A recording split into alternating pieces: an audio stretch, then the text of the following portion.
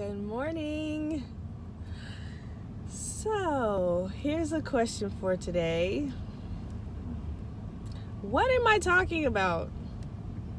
I actually don't have a question of the day today, which is very strange because the way life has been going, every day has presented me with a question a big question for my day of my life, or the last 24 hours. Or the last 24 hours has presented me with a huge answer to a question I've had. Today, I don't have a question. I actually have, if we're talking about epiphanies and revelations, I've had like a bunch of tiny ones. So this would be like a hodgepodge of information, because I don't have like, here's the one big thing that I learned in the last, hi Diane. There's no like one big thing that I've learned in the last 24 hours this time. And that's so unusual. It's been months and months and months where I've had like every day there's been like this big thing right in front of my face. So I've had a lot of tiny little epiphanies that I guess I could talk about. And for the first time also in forever, months, there's a traffic jam on my on my straight freeway commute here. I wonder if they're related. Do you know about synchronicities? I don't know if the two of these are connected, but I was, the first part of this commute was smooth sailing. Like, it was just free, just it was normal. And I was thinking, like, what am I going to talk about today? Like, I don't have anything big to just, like, pontificate about this time. All my videos are just stream of consciousness. Like, this is what I'm working through. This is what I'm talking about to myself. So I'm going to share it with you. And today I was just like today probably, if I wasn't doing this every morning, today probably would be a day that I listened to a book the whole entire trip. And right as I was getting to the point of thinking that, yeah, today is not, I don't have anything, the traffic just to a halt, like boom, no movement, like 5-6 miles per hour, moving through from being stuck. I think it's related.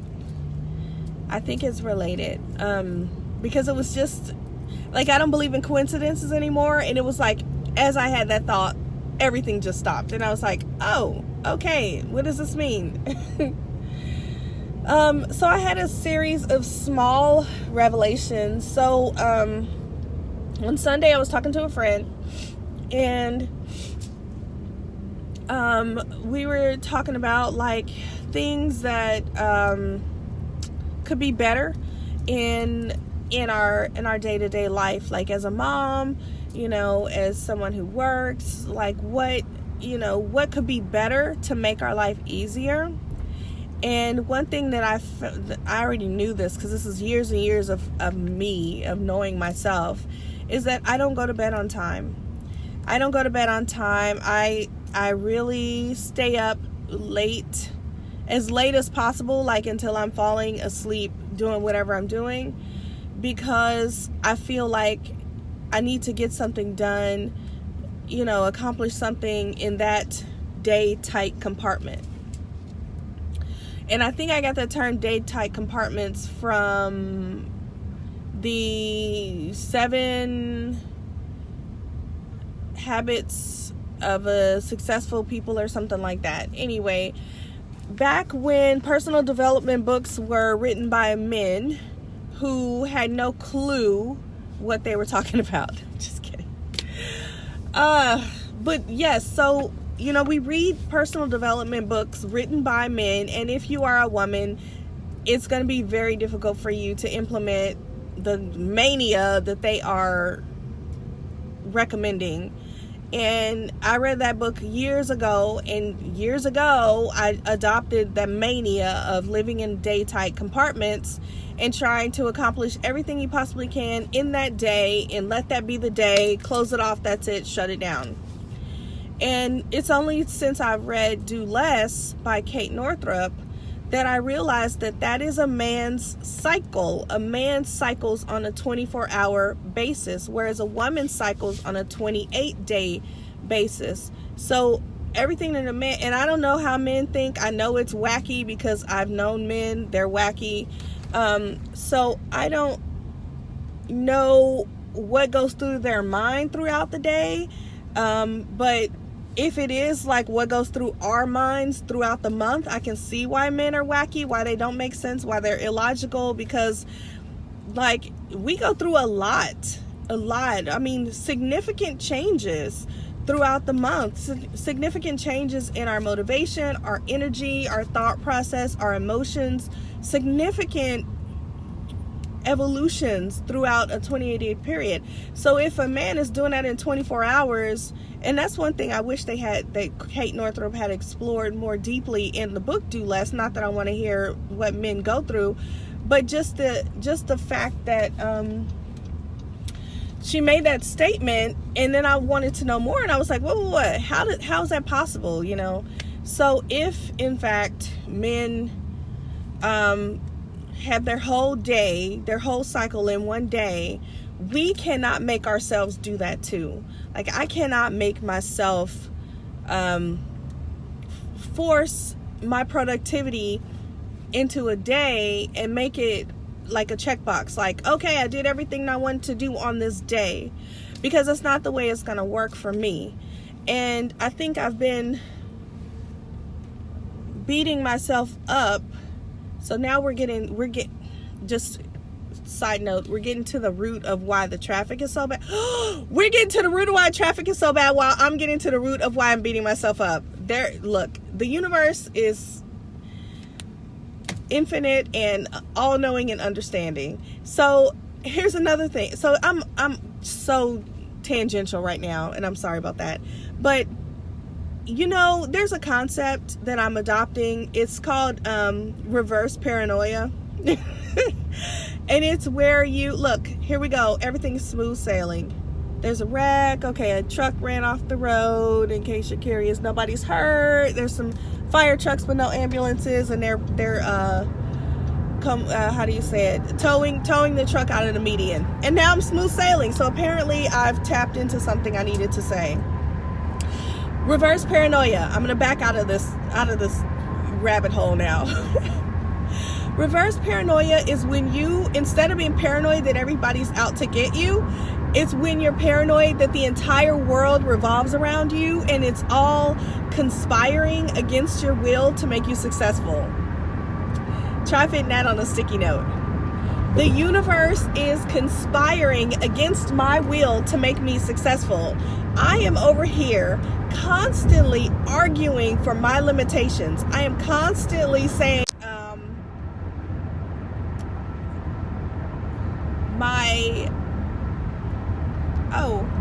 was I like disconnected for a minute? I just got a thing that said connection available.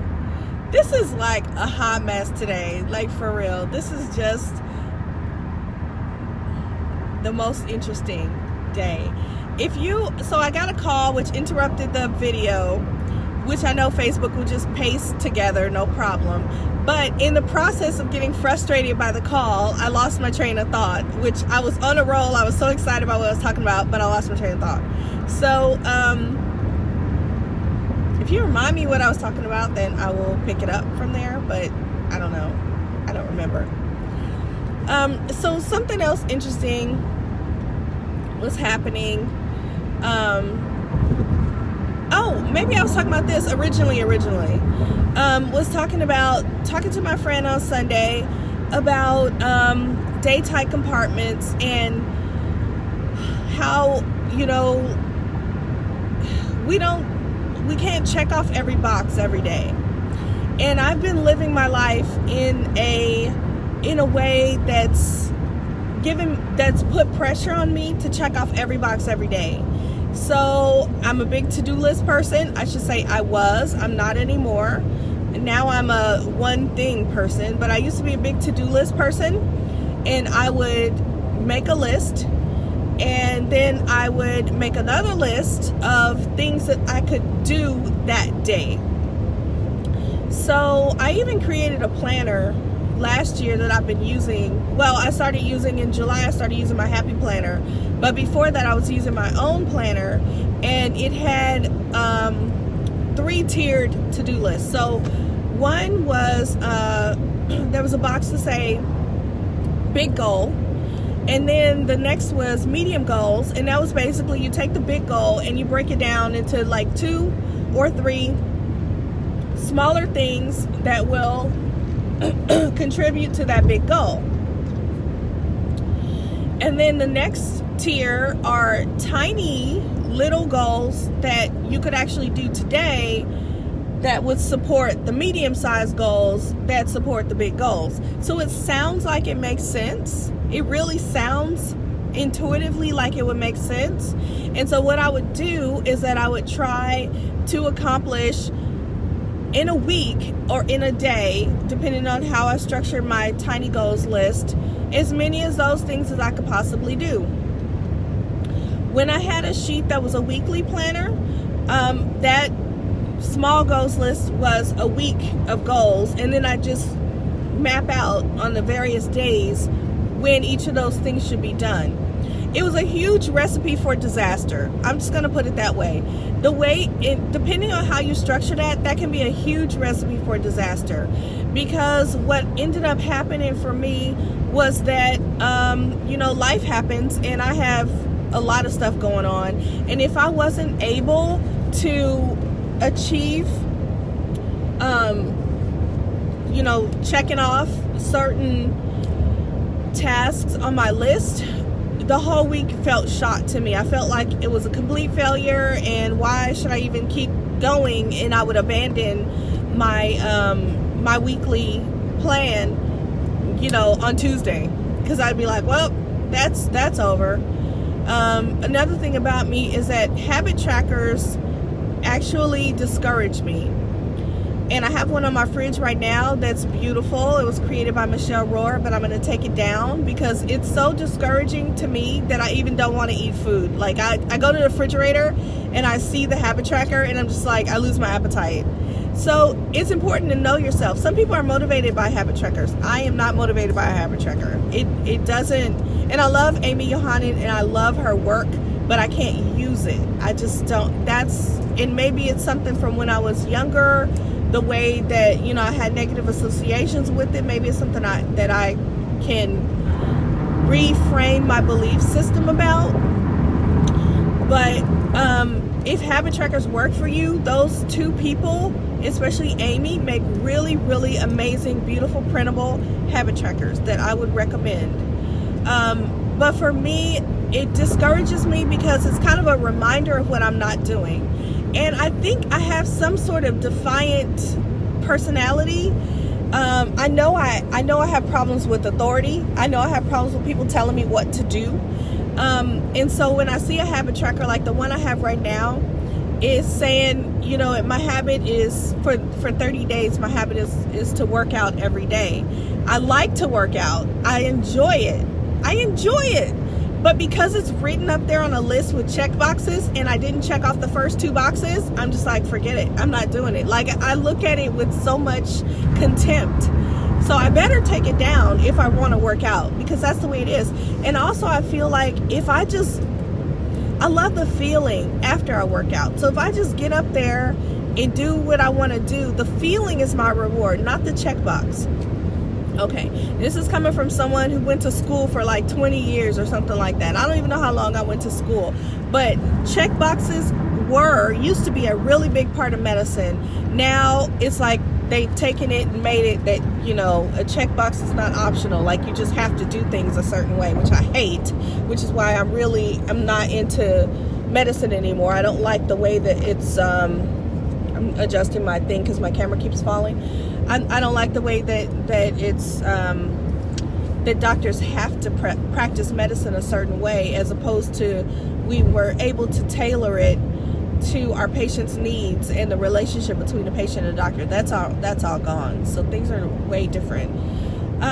So anyway, I used to try to live in a day-type compartment. I used to make a list of things that I will do that day, and then I'd check them off and get them done. And I would force myself to stay up and not sleep until I got those things done, or I would be so checkbox oriented that I would not have any fun during the day. And at the end of the day, I was feeling so deprived and so burned out that I just wanted to veg out, eat something like ice cream, and watch TV, and force myself to stay up to watch TV or read a book or something that I personally wanted to do for my own pleasure and self-care. I would save that to the last bit of the day and then stay up to sacrifice my time to give myself this fake sense of self-care.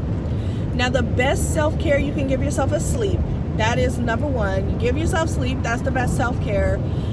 But I would stay up to try to do other things that were anti-self-care and also sacrifice sleep, because I had sacrificed self-care for the entire day.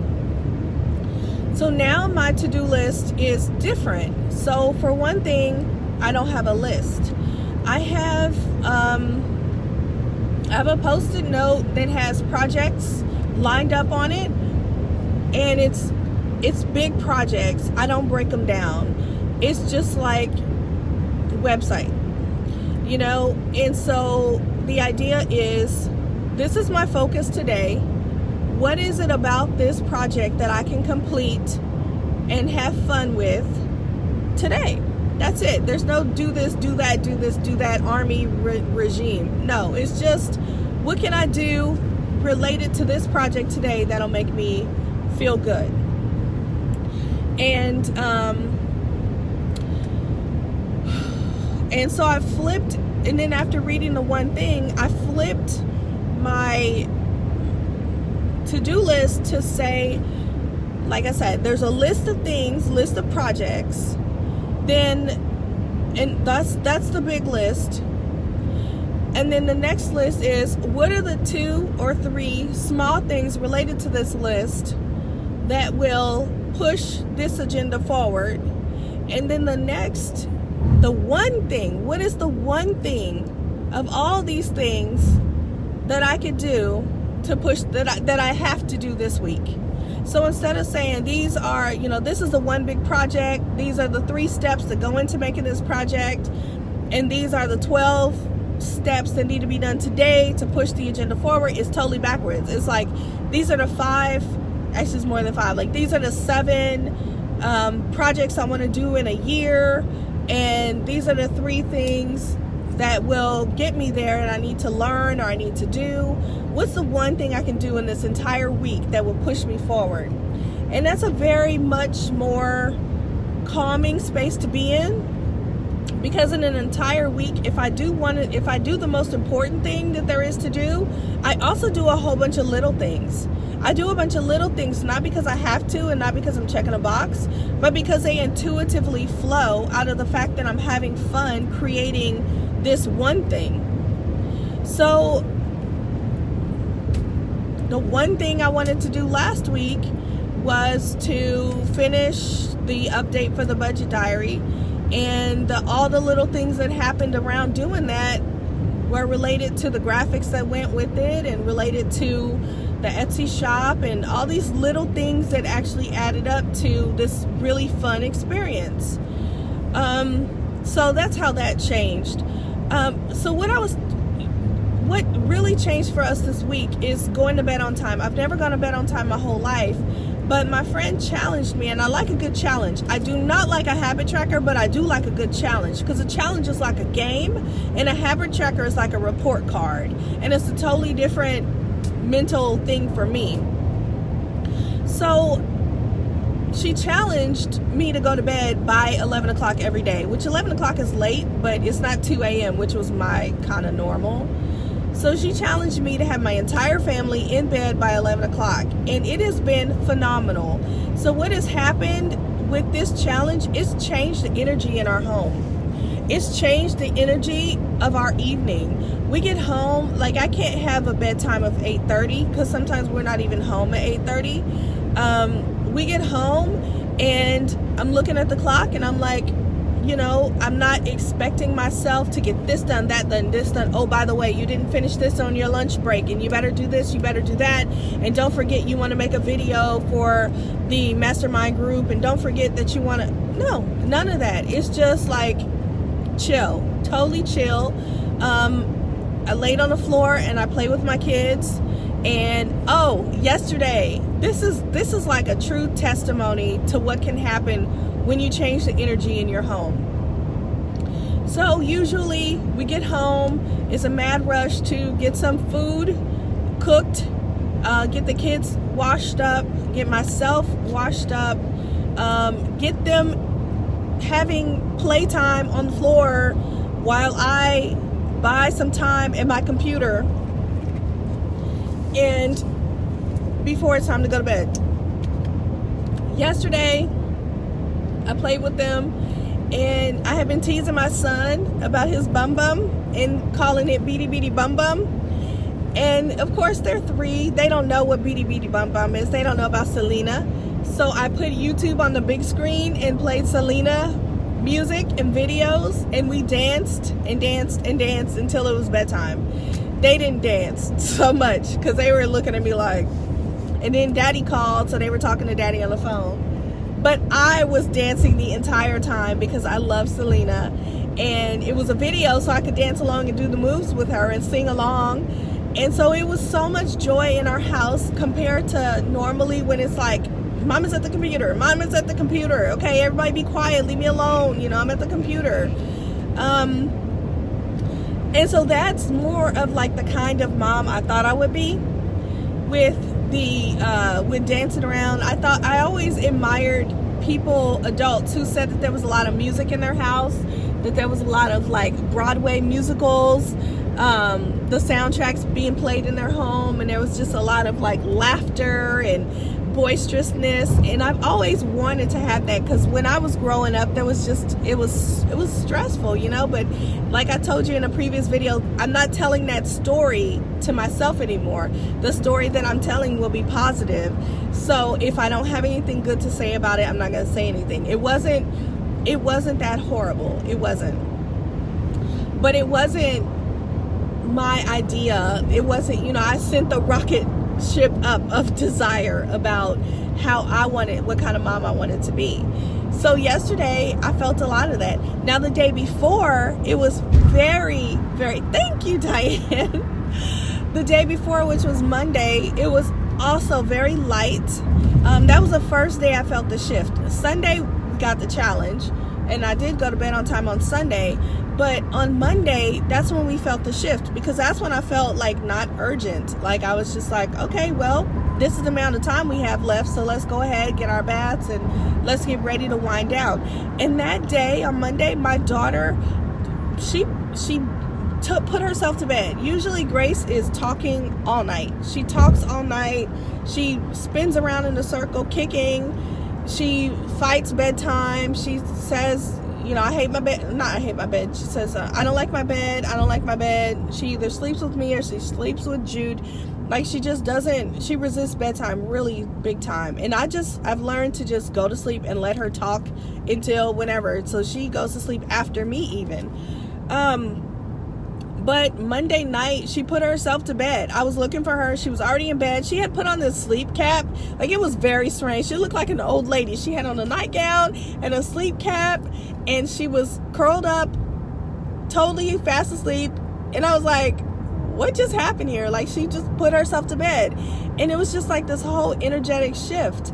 And Jude was the one who was awake and talking and all that, but he goes to sleep easily. And then last night, are you in this high anxiety state right now when you were just making a video? Russell Brunson, hint hint, Russell Brunson, he is always so like freaking anxious, and I'm like, dude, You're making a video. You can be calm. Like, there's not anything urgent that's going on right in this second. So I don't like listening to stuff like that, because it's like it's creating a sense of urgency that doesn't exist right there in that moment. And I think that's also why I was drawn to Michelle Rohr so much. It's because she's doing a lot, but she's not in a hurry. You know, she's doing a lot and she's not in a hurry. So, and I think that's how Jesus was.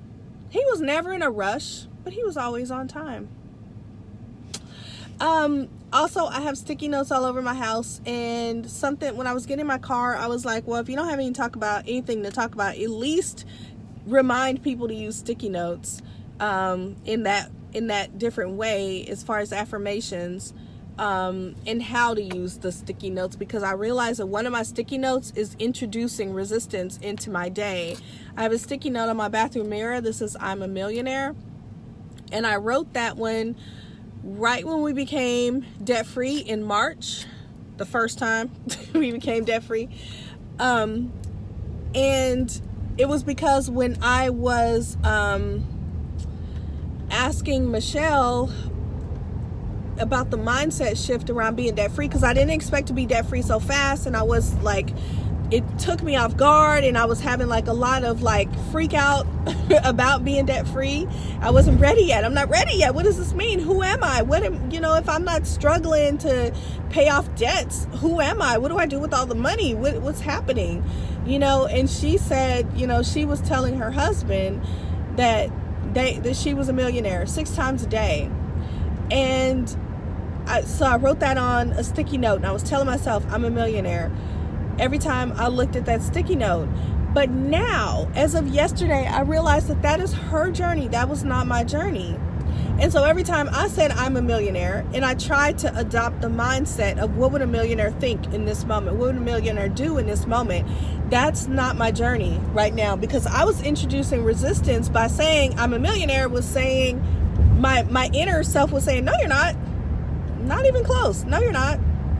And it was slowing me down. So what I had to realize was that I needed to be on my own path. And if where she is in her business, that was her next step.